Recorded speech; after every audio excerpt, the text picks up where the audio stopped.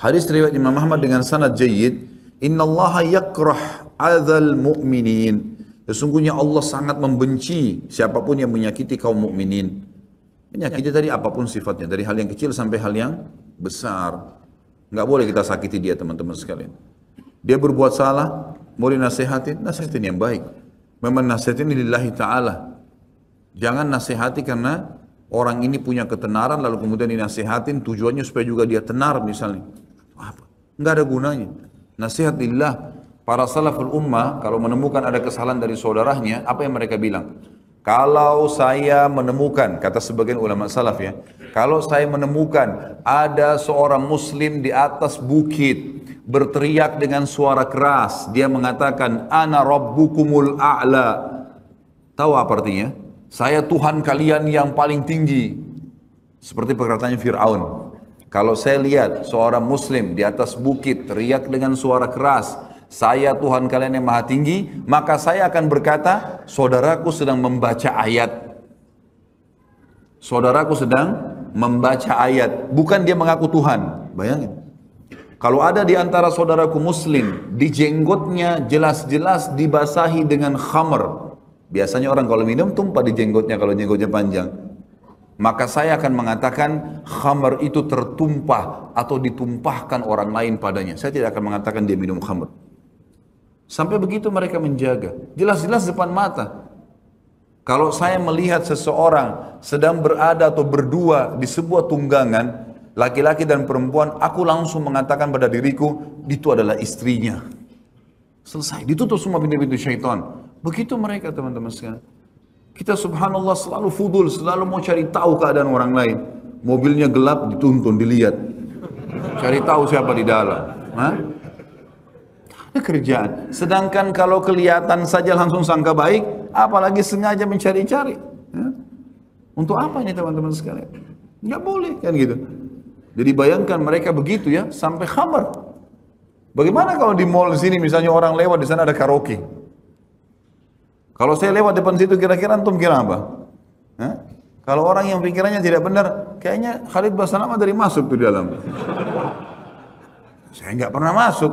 Jalannya memang lewat situ. Kalau pas lewat gimana? Mungkin saja. Bayangkan ya, khamr jelas di jenggotnya basah. Oh itu ditumpahkan pada jenggotnya. Jalan satu tunggangan bersama perempuan. Oh itu istrinya. Kecuali jelas-jelas kita tahu itu kemungkaran, wajib kita ingkar mungkar. Hukum zahirnya sangka baik. Hukum zahirnya sangka baik. Apa kata Nabi SAW? Janganlah seseorang di antara kalian menceritakan kekurangan atau kesalahan sahabat-sahabatku karena aku ingin keluar bertemu dengan mereka dalam kondisi dadaku lapang. Nggak ada masalah sama mereka. Nabi SAW larang tuh orang datang ngeluh-ngeluh, ngadu-ngadu. Si fulan begini, si fulan begini, si fulan begini. Itu nggak ada dalam adab seorang muslim. Banyak orang begitu semua di majelis ilmu datang. Bagaimana ustaz ini, bagaimana si fulan, bagaimana si fulan. Itu apa? Apa manfaatnya? Daripada antum perbaikin diri sendiri daripada sibuk dengan keadaan orang lain. Kalau kemungkaran ingkari, kalau kebaikan dukung. Selesai, sederhana kok. Kau repot-repot ceritain ke orang lain. Kecuali kita sedang menghadapi masalah, kita butuh solusi, silahkan tanyakan, gitu kan?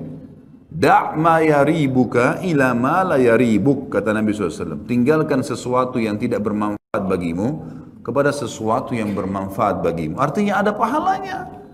Kalau nggak ada pahalanya untuk apa? Apalagi masuk ke ranahnya seorang muslim. Hati-hati. Hati-hati teman-teman sekalian. Antum mesti tinggal di apartemen. Mungkin banyak beragam macam model tetangga. Kita sangka baik teman-teman sekalian.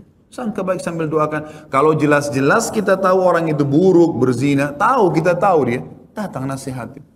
Tutupi aib itu. Siapa tahu dapat hidayah.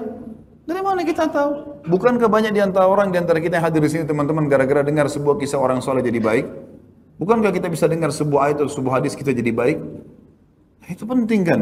Nasihatin. Jadikan semua orang muslim yang belum faham agama, jangan tiba-tiba su'dzon, sangka buruk dengan dia, atau tiba-tiba melaknatnya, atau apa saja, atau menganggap remehnya, padahal sebenarnya memang belum pernah sampai dakwah kepadanya. Belum pernah sampai dakwah kepadanya, gitu kan? Sebagian ulama salaf mengatakan, aku kalau sudah menasihatin saudaraku muslim, sementara dia belum bisa menerimanya dan berubah, maka aku akan merasa dirikulah yang salah dalam menasihatinya. Bukan orang lain dikatakan salah. Ini orang sudah kita nasihatin, kamu sholat itu wajib gini-gini. Dia nggak mau sholat. Maka apa perkataan ulama salaf dulu? Kalau saya sudah menasihatin seorang muslim dan dia belum berubah, aku akan berkata pada diriku sendiri kalau caraku atau retorikaku yang salah sehingga orang ini tidak menerimanya. Bukan orang lain langsung disalahkan. Orang itu sudah saya nasihatin, tidak usah nasihatin percuma, larang semua orang nasihatin. Hah? Orang buruk tuh, semua orang tahu buruk gara-gara dari dia. Padahal dia baru nasihatin sekali. Ya? 2 kali, 3 kali, 100 kali. Nabi Nuh AS berdakwah 950 tahun, sabar. Gitu kan?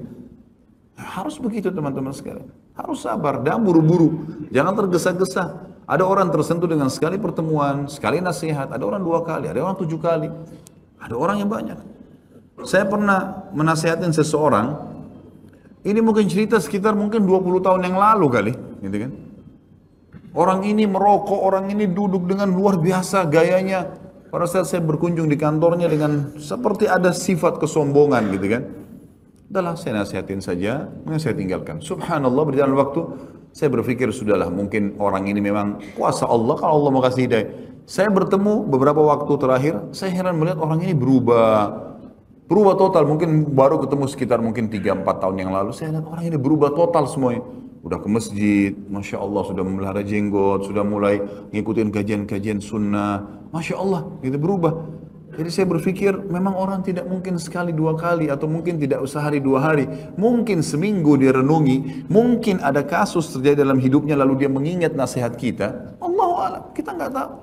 Tugas kita hanya bersangka baik, tugas kita hanya berusaha untuk menutupi aib seorang muslim, ya, dan seterusnya.